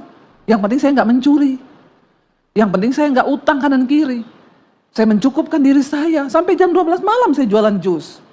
Masih ada tempatnya di Solo sampai sekarang, kalau pergi ke Solo saya bilang sama suami, lewat di situ, lewat tempat kita jual jus dulu. Saya jalani saudara. Apakah saya marah dengan Tuhan? No. Ya, saya tahu Tuhan harus mengizinkan setiap proses kita jalani, kita lewati, supaya kita itu hidup ini adalah proses pembelajaran. Setiap penderitaan yang kita alami itu akan membawa hidup kita ini semakin bijaksana. Kalau kita mau berjalan bersama Tuhan, ambil hikmah dari setiap proses. Jangan hidup dari dulu sampai sekarang nggak berubah-berubah. Ada satu kesesatan yang paling menyesatkan di kalangan gereja dan orang Kristen yang sering kali tidak disadari. Apa itu? Waktu saudara menjadi orang Kristen, duduk puluhan tahun di kursi gereja, tapi hidupmu tidak pernah berubah. Itu sesat. Yang kepahitan tetap kepahitan, yang marah tetap marah, yang kecewa tetap kecewa, yang merokok tetap merokok, yang bersinah tetap bersinah, yang selingkuh tetap selingkuh. Hidupmu tidak pernah berubah. Engkau sedang tersesat. Makanya Yesus memberikan nasihat tentang pengajaran sesat. Yesus nggak ngomong gini loh, hati-hati dengan pengajaran sesat. Kau nanti berdoa di bawah pohon tuh kau sesat. Enggak, Yesus bilang apa? Dari buahnya lah kau bisa tahu mana yang sesat, mana yang tidak. Dari buahnya, kalau hidupnya nggak berubah, ya dia tersesat, walaupun Kristen. Kenapa Tuhan nggak mau berjalan dengan bangsa Israel? Karena Tuhan bilang kamu itu keras kepala, nggak mau berubah. Tapi ada masalah minta didoakan terus, biar pendeta siapa yang turun dari langit mau doakan saudara. Kalau saudara sendiri tidak mau menjadi pelaku firman, percuma. Amin. Ya, apalagi mau konseling terus. Ya, Ibu Debbie saya mau konseling Bu, suami saya itu loh Bu, suami saya itu pemarah, tukang selingkuh, pelit lagi, hidup lagi. Ya, saya cuma bilang, doakan saja suamimu itu begitu. Ya kok Ibu cuma suruh saya berdoa? Lalu saya mau suruh cerai? Alkitab bilang doakan. Masih bantah lagi saudara. Ibu sih enggak tahu suami saya, aku enggak mau tahu suamimu. Karena itu suamimu, bukan suamiku. Ya, Ibu sih enggak rasa bagaimana suami saya. Ya aku mau rasa suamimu. Orang saya punya suami sendiri kok, ngapain saya rasa suami saudara? Ya, enak aja. Nanti nih, gitu tapi Ibu nggak tahu dia itu beginilah. Dulu siapa yang suruh kau nikah sama dia? Itu sudah nasibmu yang harus kau bayar. Nanti saya tanya, Ibu sudah baca Alkitab belum? Sudah. Sudah pernah dapat nasihat tentang suami yang belum bertobat? Oh emang ada. Nah ini. Ada Bu, nasihat di Alkitab tentang suami yang belum bertobat. Apa itu? Nanti saya bacakan. Hai istri-istri, jika engkau bersuamikan seorang yang belum bertobat, maka menangkanlah suamimu tanpa perkataan, hanya dengan perbuatan, agar suamimu melihat bagaimana saleh dan murninya istrinya itu, sehingga dia bisa percaya kepada Tuhan Yesus. Nanti saya bacakan begitu. Oh ada tuh di Alkitab. Lah berapa puluh tahun kau jadi Kristen, kenapa kau tidak tahu itu ayat? Kenapa hidup kita ini menderita? Cuma satu, karena saudara itu nggak sungguh-sungguh mau membaca firman Tuhan dan melakukannya. Semua persoalan di hidup kita itu ada di Alkitab. Jadi nggak usah cari-cari Bu Flora, nggak usah cari-cari Pak Wiryo mau konseling. Orang yang konseling itu orang yang malas baca. Amin. Bilang kanan kirimu, bertobat. Nggak usah konseling-konseling terus. Minta didoakan terus. Ya, kenapa kau konseling terus? Karena kau tidak mau baca Alkitab. Ada semua loh, jawabannya di Alkitab itu ada. Masalah apapun, keuangan ada, hutang piutang ada. Orang miskin ada karena kau malas nggak mau kerja. Orang yang nggak mau kerja janganlah ia makan. Ada di Alkitab. Tapi nanti jemaat kalau dikasih ayat itu kepahitan. Masa ada pendeta kasih saya ayat nggak kerja nggak makan? Lah, kalau kau menentang firman Tuhan, itu artinya engkau menentang Tuhan. Karena barang siapa yang tidak menjadi pelaku firman, engkau itu seperti orang yang mengamat-amati mukanya depan cermin, lalu dia lupa mukanya, lalu dia pergi. Orang seperti itu menipu dirinya sendiri. Amin Bapak Ibu. Ayo, Tuhan tuh mau berjalan bersama-sama dengan kita. Mari kita lihat dalam 1 Samuel pasal yang ke-15, ayat 22 sampai ayat 23, saudara. 1 Samuel pasal 15 ayat 22 sampai ayat 23. Tuhan itu suka dengan ketaatan kita. Baca bersama dengan suara yang keras. Tetapi jawab Samuel, apakah Tuhan itu berkenan kepada korban bakaran dan korban sembelihan sama seperti mendengar suara Tuhan? Sesungguhnya mendengarkan lebih baik daripada korban sembelihan, memperhatikan lebih baik daripada lemak domba-domba jantan. Sebab pendurhakaan adalah sama seperti dosa bertenung, dan kedegilan adalah sama seperti menyembah berhala dan terafim. Saudara perhatikan, orang yang tidak mau bertobat itu disebut durhaka. Ya, kita kalau sebut anak kurang ajar sama orang tua, itu sebutannya anak durhaka. Nah, kita ini anak Tuhan. Tapi kalau kita menentang Tuhan, tidak mau mendengarkan firman Tuhan, nggak mau menjadi pelaku firman, berarti kita ini anak. Dan ayat ini berkata, dosa pendurhakaan sama seperti dosa bertenung. Dan kedegilan, apa itu kedegilan? Hatinya itu keras hati, kepala batu, degil.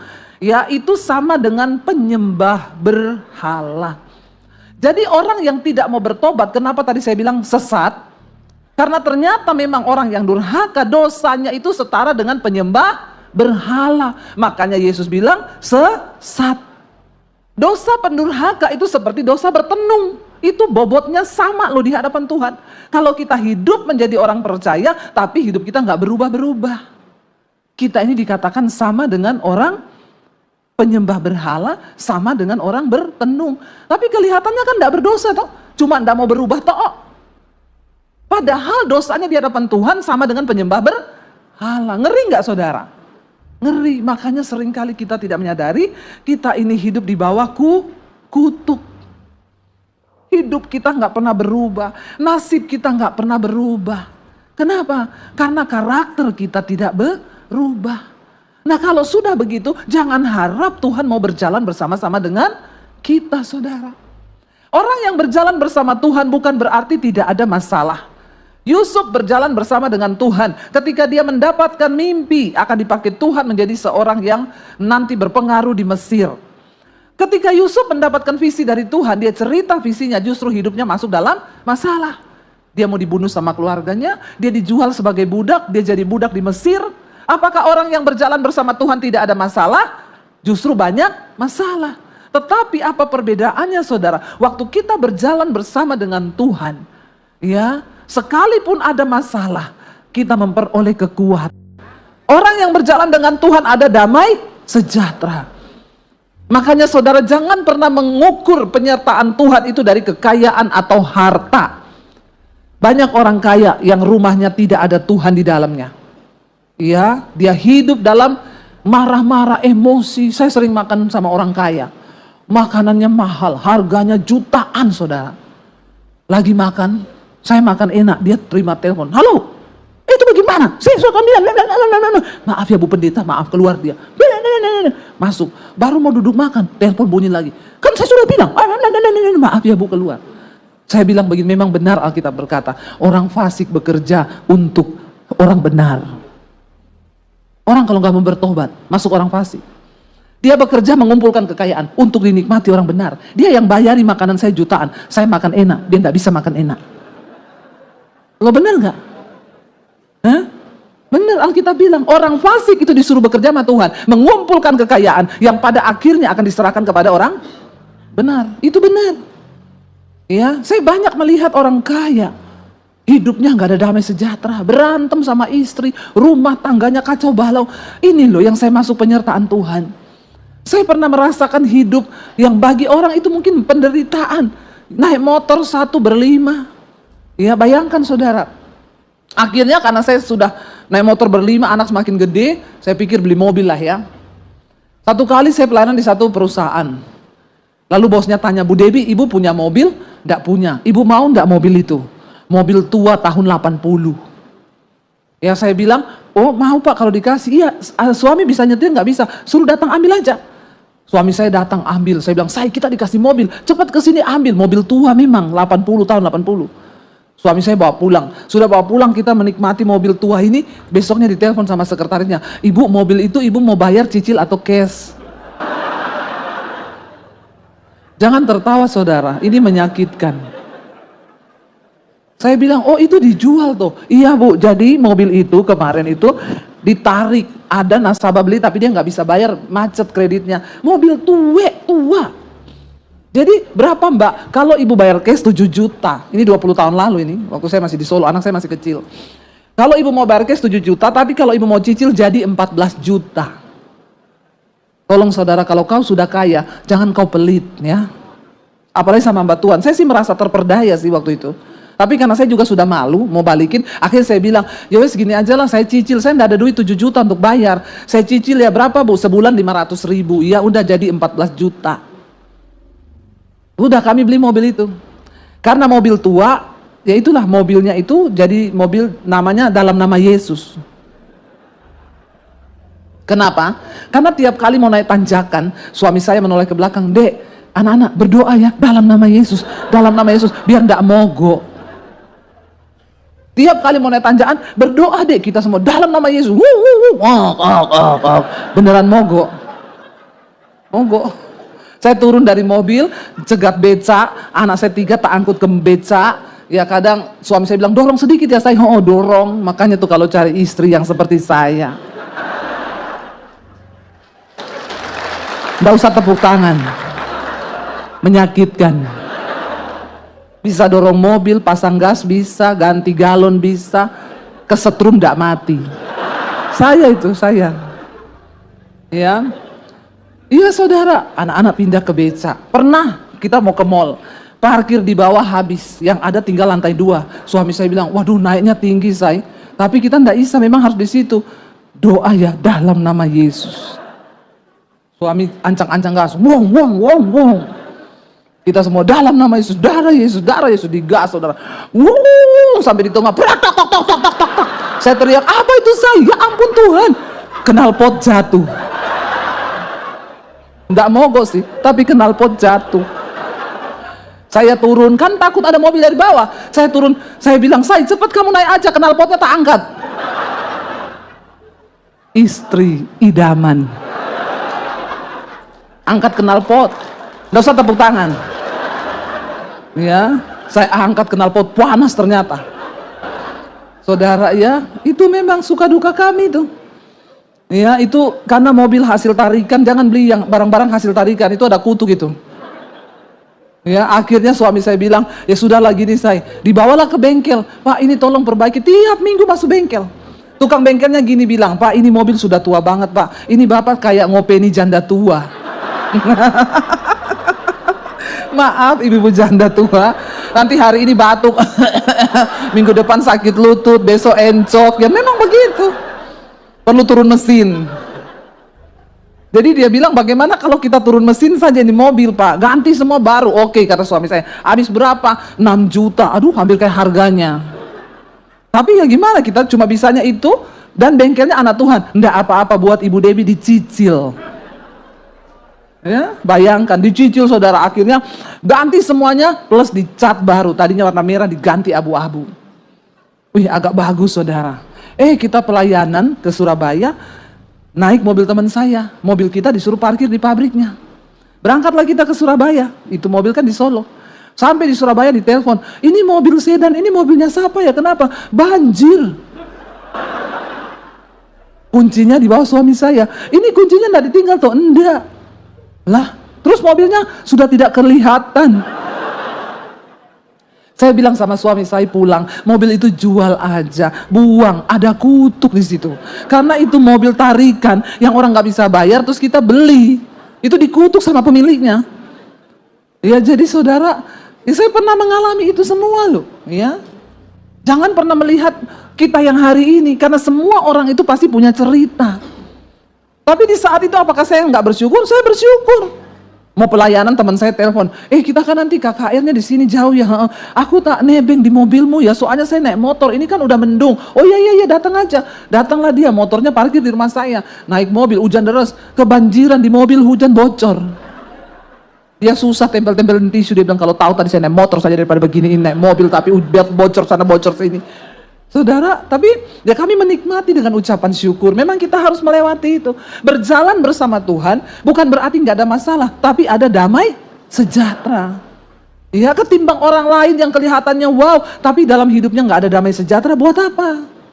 Ya, ketika orang-orang hebat di Alkitab berjalan bersama Tuhan, mereka melewati semua kesusahan. Tapi apa yang pada akhirnya membuat mereka bersuka cita? Karena mereka taat mendengar suara Tuhan. Makanya Alkitab berkata, berbahagialah kalau kamu menderita karena kebenaran, karena roh kemuliaan itu ada padamu. Kita menderita karena kebenaran, bersyukur. Jangan sampai kita menderita karena kebodohan kita sendiri, karena dosa kita. Tapi kalau kita menderita karena kehendak Tuhan, mengucap syukurlah. Itu berarti roh Allah, roh kemuliaan ada di dalam hidup kita. Amin. Waktu kita mengucap syukur bersama Tuhan, berjalan bersama Tuhan, Tuhan itu pasti menyatakan kemuliaannya. Kita lihat yang terakhir, Musa berkata apa kepada Tuhan? Kembali ke Keluaran 33 ayat yang ke-12, saudara. Akhirnya Musa berkata begini kepada Tuhan. Baca bersama ayat yang ke-12. Lalu berkatalah Musa kepada Tuhan, memang engkau berfirman kepadaku, suruhlah bangsa ini berangkat. Tetapi engkau tidak memberitahukan kepadaku, siapa yang akan kau utus bersama-sama dengan aku. Namun demikian engkau berfirman, aku mengenal namamu, dan juga engkau mendapat kasih karunia di hadapanku. 13, maka sekarang jika aku kiranya mendapat kasih karunia di hadapanmu, beritahukanlah kiranya jalanmu kepadaku, sehingga aku mengenal engkau, supaya aku tetap mendapat kasih karunia di hadapanmu. Ingatlah bahwa bangsa ini umatmu. Ayat 14, lalu ia berfirman, aku sendiri hendak membimbing engkau dan memberikan ketenteraman kepadamu. 15, berkatalah Musa kepadanya, jika engkau sendiri tidak membimbing kami, janganlah suruh kami berangkat dari sini. 16, dari manakah gerangan akan diketahui bahwa aku mendapat kasih karunia di hadapanmu? Bukankah karena engkau berjalan bersama-sama dengan kami, sehingga apa? Aku dan umatmu ini dibedakan dari segala bangsa yang ada di muka bumi. Waktu Tuhan berjalan bersama dengan kita, Alkitab berkata, kita ini berbeda dengan orang yang ada di luar Tuhan. Waktu Tuhan berjalan bersama kita, ada damai sejahtera di hidup kita. Saat ini orang dunia sedang ketakutan. Semua tidak mengerti nanti ke depan apa yang akan mau terjadi. Ya, Yesus berkata orang-orang dunia di akhir zaman akan mati ketakutan berhubung dengan berita-berita yang akan didengar. Ya, hari ini banyak orang ketakutan, lempeng bumi mau bergerak. Banyak yang tanya, ibu nggak mau lari ke Singapura? Ya, saya bilang, ibu nggak mau lari ke luar negeri? Saya bilang, biar kau mau lari ke Mars, ke Pluto sana. Kalau sudah waktunya mati, mati. Nggak usah berpikir mau lari kemana. Hari ini lakukan bagian kita, mencari perkenanan Tuhan. Soal mati atau tidak, itu urusannya Tuhan. Soal ini lempengan bumi mau bergerak atau tidak, walaupun manusia sudah memprediksi setiap ratusan tahun terjadi, kalau Tuhan berkata tidak, tidak akan terjadi. Amin. Bagian kita, ayo taat pada Tuhan. Sebab dia lebih suka hati yang mendengar daripada sekedar mempersembahkan korban. Ketaatan kita itu yang Tuhan suka. Hari ini saudara, jangan pernah engkau hidup berjalan sendiri. Libatkan Tuhan dalam hidup kita. Nah, kenapa saudara kita harus menjadi orang yang murah hati? Yang pertama, mari kita buka dulu bersama Injil Lukas pasal yang ke-6, ayat yang ke-35 dan ayat yang ke-36. Lukas pasal yang ke-6, ayat 35 dan ayat 36, mari kita baca bersama, 1, 2, 3. Tetapi kamu kasihilah apa? Musuhmu, dan berbuatlah baik kepada mereka. Dan apa? Pinjamkan dengan tidak mengharapkan balasan. Maka apa? Upahmu akan besar dan kamu akan menjadi anak-anak Allah yang maha tinggi. Sebab apa? Ia baik terhadap orang-orang yang tidak tahu berterima kasih dan terhadap orang-orang jahat. Ayat 36. 1, 2, 3. Hendaklah kamu murah hati sama seperti Bapamu adalah murah hati. Mengapa kita harus menjadi orang yang berkarakter murah hati, saudara? Karena ayat ini dengan jelas berkata, Bapamu itu murah hati. Menjadi umat yang menjadi sama seperti Kristus, salah satunya adalah murah hati. Saya selalu berkata begini, orang dunia itu kalau cuma kita doakan dia nggak terasa. Ya, kita doain tok, ya nggak terasa dia. Makanya Yesus berkata, ikatlah persahabatan di dunia ini dengan mamon. Ya, karena orang dunia itu lebih cerdik daripada anak Tuhan. Saudara, ayat ini berkata kita harus murah hati karena Bapa kita itu murah hati. Kita bersyukur punya Bapa yang murah hati. Kalau enggak, udah binasa kita semua. Kalau Bapa kita enggak murah hati, hari ini kita enggak ada di sini. Hari ini saya tidak mengenal Kristus. Mungkin saya enggak tahu atau saya sudah mati hari ini bunuh diri. Kalau dia Bapa yang enggak murah hati. Kita ini selalu menyakiti hati Tuhan. Ada banyak hal yang kita lakukan, kita tahu kebenaran, tapi kita selalu saja melakukan yang jahat. Untung kita punya Bapa yang murah hati. Ya, orang yang murah hati itu, namanya itu murah hati. Murah hatinya itu di dalam memaafkan dia murah. Di dalam mengampuni dia murah, di dalam memberi juga dia murah. Bahkan tingkatannya lebih daripada orang dunia. Kita balik kepada ayat 35 tadi di sana, ada salah satu contoh murah hati yang sangat luar biasa. Ayat ini berkata, tetapi kamu kasihilah siapa? Ayat ini nggak berkata, tetapi kamu kasihilah sahabat baikmu, yang baik banget sama kamu, yang sudah berbuat baik, kasihilah dia. Enggak. Ayat ini berkata, kasihilah musuhmu dan berbuatlah baik kepada mereka. Susah atau susah? Banget. Jadi ibu-ibu, kalau hari ini engkau disakiti suamimu, kasihilah suamimu. Ada yang kenceng banget aminnya, Le. Jangan-jangan sering tersakiti atau menyakiti. Ya. Siapa yang di sini punya musuh? Coba angkat tangan yang punya musuh. Nggak ada musuh semuanya. Luar biasa ya. Yang lagi punya musuh, ya sebenarnya ya walaupun yang gini, saya sih sebenarnya nggak mau musuhan sama dia, Bu, tapi dia musuhin saya. Ada nggak? Kalau segitu saya tidak usah khotbah saja, karena semua tidak ada musuh. Kita itu menjadi orang baik, tetap ada yang nggak suka. Apalagi kita jadi orang yang tidak baik, lebih banyak lagi. Kita tidak diberkati, ada yang nggak suka. Kita miskin, ada orang yang mencemooh. Waktu kita kaya, semakin banyak yang mencemooh. Dulu ketika saya ya hidup pas-pasan itu hamba Tuhan, pas-pasan loh, nggak punya iman. Setelah diberkati, hamba Tuhan kok jadi YouTuber, cari duit di YouTube. Haleluya. Ya, tidak akan pernah habis dengerin orang ngomong. Makanya Tuhan siapa itu betul. Makanya Tuhan ciptakan kita cuma 2 tangan buat tutup kuping kanan dan kiri. Kalau 3, 1 buat tutup mulut. Cuma 2 Tuhan kasih. Yang namanya musuh tuh di mana-mana ada. Kita mau baik ada, kita jahat apalagi pasti ada. Tapi itu nggak penting. Yang penting Tuhan bilang bagaimana cara kita berespon. Jangan kepahitan, rugi. Saya selalu berkata hidup ini sudah pahit. Jangan ditambah-tambahin dengan pahit sama orang. Kenapa kita pahit sama orang? Rugi. Orangnya ketawa-ketawa, kita pahit sama dia.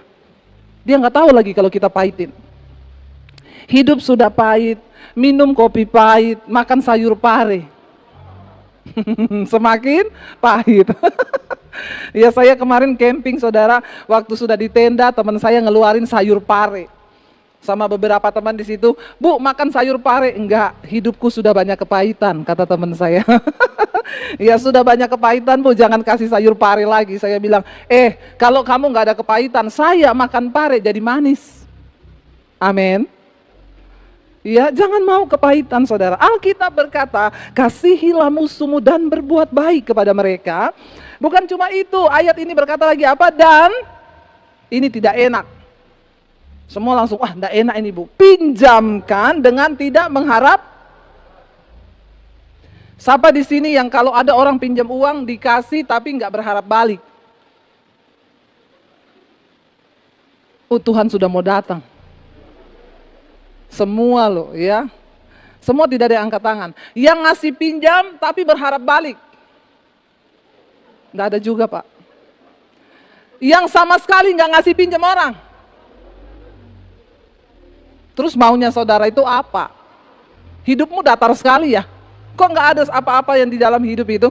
Sekali lagi saya tanya, yang ngasih pinjam tapi nggak berharap ganti, nggak apa-apa, angkat tangan saja.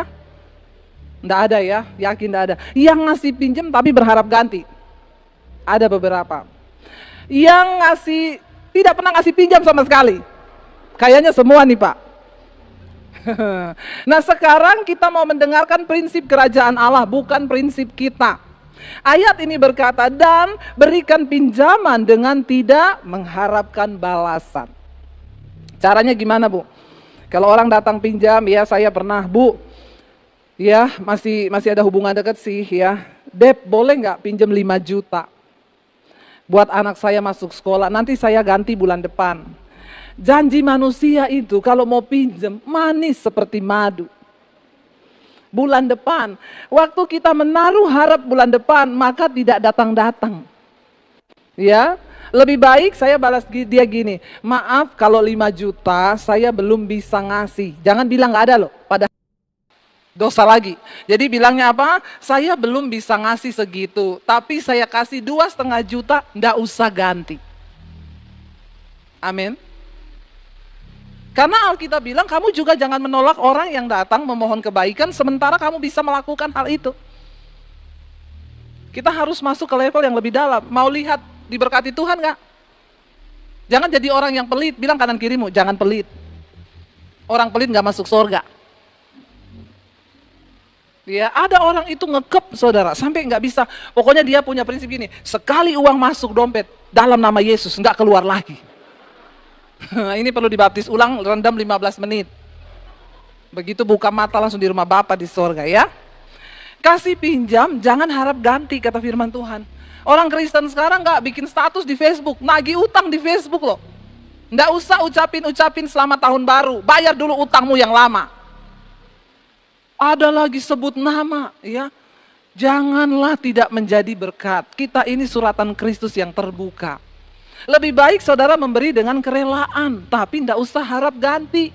Daripada ya saudara itu ngasih berharap ganti, lalu jadi kemarin ada orang WA saya, Bu Debi, apa yang harus saya lakukan? Dia kirim WA-nya orang, Bu pinjam uang dong, saya ini mau bayar ini belum bisa. Ini gimana ya Bu Debi? Saya bilang gini, itu orang udah sering Bu dan tidak pernah ganti, tidak usah dikasih. Kalau udah kayak begitu udah salah itu. Kita nolong orang harus lihat-lihat juga saudara ya. Terus Bu, dia pernah udah pinjam dulu ratusan juta nggak balik. Ya, apa yang harus saya lakukan Bu? Saya tagih nggak pernah dibalikin. Relain Bu, nggak usah minta daripada ibu kena kanker hati. Loh bener nggak saudara? Ya, ngapain? Kan ibu juga nggak miskin kan sekarang, tapi tandai. Dan ibu ya saya ajarin sekarang, jangan memberi apa yang orang itu mau. Kita nggak tahu orang itu uang buat apa loh. Ya, jadi kasih semampunya ibu, tapi udah nggak usah harap ganti. Selama kita masih bisa. Gitu ya Bu, jadi uangnya ini relain Bu, nggak usah diingat-ingat lagi, nanti ibu nggak bisa tidur, nanti ibu apa, tapi sekarang harus lebih bijaksana. Ya orang pinjam kasih, nggak usah harap ganti, saudara diberkati Tuhan. Ya saya selalu menyaksikan ini saudara, satu kali, ya mungkin ada beberapa yang sudah dengar di beberapa khotbah saya, tapi nggak apa-apa kan untuk bisa jadi berkat, karena saya mengalaminya, dan kebetulan temanya lagi murah hati. 19 tahun yang lalu, karena seumur anak saya yang gede ya, sekarang anak saya 19 tahun mau 20. Waktu dia masih bayi, saya punya uang tinggal 50.000. Lalu Tiba-tiba malam jam 10 malam ada yang ketok pintu rumah. Saya bilang suami saya, buka, siapa ya? Jam 10 malam bertamu ini mesti kalau nggak penting banget nggak mungkin. Suami saya buka, nggak lama suami saya masuk ke kamar. Ada penjual soto yang di pinggir gereja itu, dia sebutin namanya. Kenapa? Mau pinjam uang. Waktu itu uang saya dan suami tinggal 50.000, 19 tahun yang lalu. Dan itu kalau 50.000 bener. Cek ATM juga saldo minta maaf. Maaf, saldo Anda tidak cukup. Ya, padahal lagi nggak lebaran, minta maaf terus dia. Lalu saya tanya sama suami saya, buat apa? Anaknya demam, mau dibawa ke klinik malam ini. Ya, uangnya kurang, dia pinjam 50.000. Saya bilang, kenapa nggak 25 ya? Kan uang kita tinggal 50 dan besok anak susu anak saya habis loh. Saya mau tanya, kalau saudara jadi saya, apa yang harus saudara lakukan? Mikirin kita dulu kan? Saya juga bergumul lama, saya diem. Terus suami saya itu bilang gini, aku terserah kowe. Karena yang lebih peka itu kowe lah. Apa yang Tuhan suruh, pokoknya aku manut wae.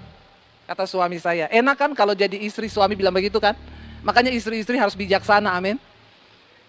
Uang itu dipergunakan sesuai dengan ya kemauan dan kehendak Tuhan. Jangan kita buat senang-senang diri kita sendiri.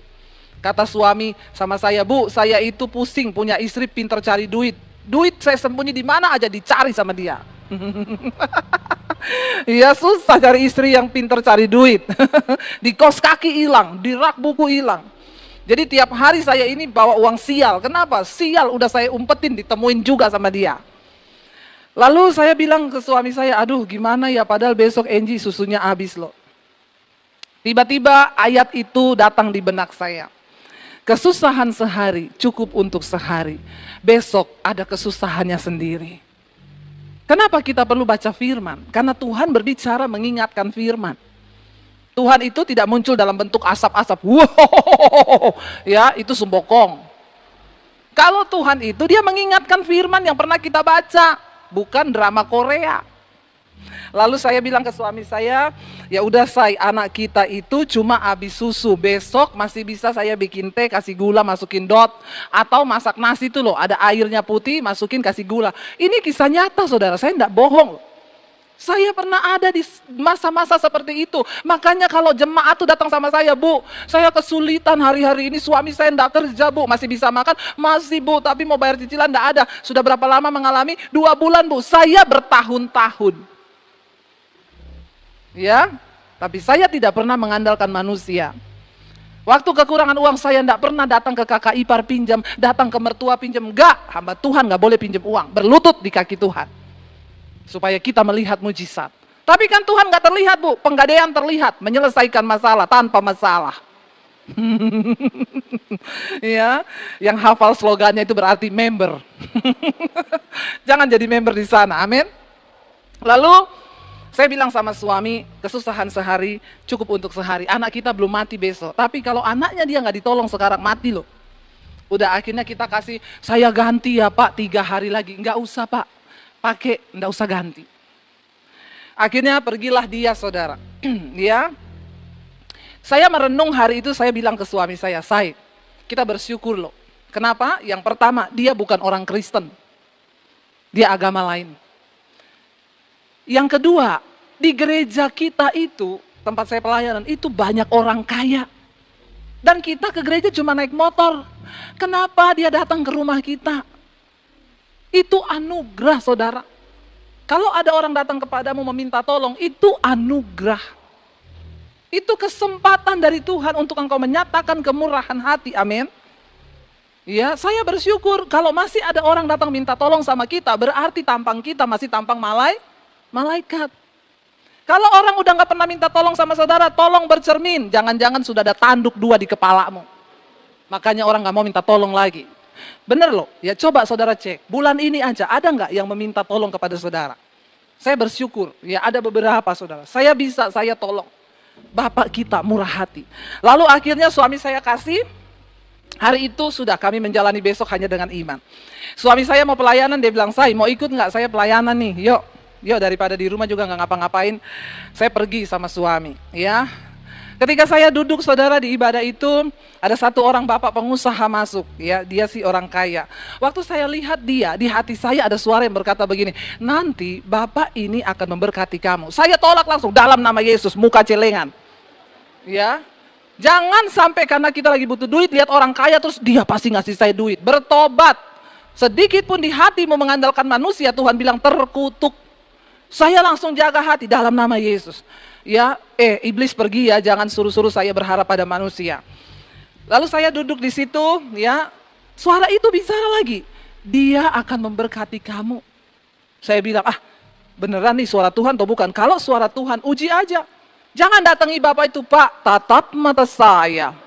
Tuhan berkata, Bapak harus memberkati saya. Itu bukan nubuat, lu buat-buat. Ya, ada pernah jemaat begitu, telepon pagi-pagi, Bu Debi, iya, saya tadi malam ada di jemaat waktu ibu khotbah di gereja kami. Iya, jadi gini Bu, saya mau sampaikan sesuatu Bu. Kenapa? Waktu ibu lagi khotbah, Tuhan bicara sama saya jelas. Apa ya? Tuhan bilang, minta uang ke Bu Debi. Terus saya kaget kan, oh kenapa emangnya? Saya ada masalah Bu, saya pakai uang orang 6 juta Bu. Nah hari ini saya ditagih, saya nggak punya uang. Tapi tadi malam jelas Tuhan bilang, minta ke Ibu Debi. Saya bilang, oh makanya waktu saya pulang Tuhan bicara sama saya. Apa Bu? Tuhan bilang, jangan dikasih. Kau mau tipu-tipu kah? Kau mau tipu-tipu? Ya, kalau dari Tuhan itu enggak perlu gitu-gitu. Tunggu aja, Tuhan enggak perlu direkayasa. Lalu saya duduk gitu, saya tunggu. Sudah makan-makan, sudah selesai, tidak terjadi apa-apa. Saya bilang, oh cuma suara hati, dasar mata duitan, bertobat. Pulang. Waktu kita pulang di depan pintu, Bapak itu salaman. Ketika dia salaman dengan saya, dia bilang gini, Tuhan suruh saya memberkati kalian. Saya kaget, lalu dia bilang gini, dia juga sudah sepuh ya, dan dia juga pengusaha, dan dia juga hamba Tuhan. Dia panggil kami berdua, duduk di kursi, saya mau berdoa buat kalian, memintakan berkat dari Tuhan. Terus saya bilang gini, oh Tuhan terima kasih, ternyata berkatnya itu doa. Doa itu juga berkat loh, amin.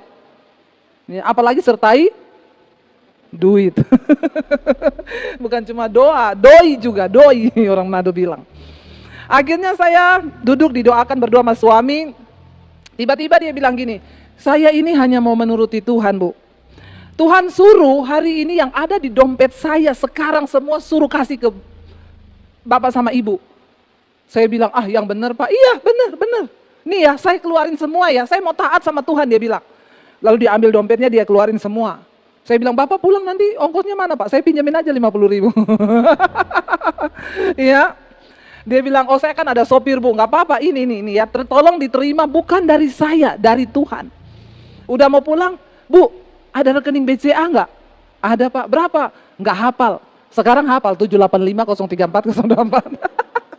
Dulu nggak hafal, tapi nggak usah ditulis di status WA juga itu nomor rekening ya. Lalu dia tanya berapa? Nggak hafal Pak. Besok pagi jam 8 tolong kirim ya ke saya. Baik Pak. Besok paginya jam 8 bener, jangan jam 5 udah dikirim. Udah gitu jam 6 WA, kok belum masuk ya transferannya? Itu mah nggak tahu diri ya. Jam 8 saya kirim. Shalom, ini nomor BCA saya, Tuhan memberkati. Udah. Jam 10 tiba-tiba dia telepon, Bu lagi di mana? Lagi di rumah sama suami, bisa ke bank BCA enggak? Kebetulan dekat dengan rumah kita. Oh iya kesini sama suami ya, saya juga mau menyampaikan sesuatu. Begitu kita datang dia bilang, ini Tuhan loh yang suruh, saya tuh baru kali ini begini loh, saya juga nggak tahu ya, tapi berterima kasihlah kepada Tuhan. Dia pegang amplop coklat, saudara, dia bilang, ini Tuhan suruh saya memberkati Bapak sama Ibu, ada uang 10 juta, 20 tahun yang lalu loh. 10 juta, tolong diterima, ini dari Tuhan bukan dari saya. Jangan nanti pulang saudara cari-cari orang yang mau pinjam 50.000 ya. Akhirnya kami pulang, saudara, saya bilang ke suami saya, kayaknya kemarin itu malaikat deh yang datang sama kita.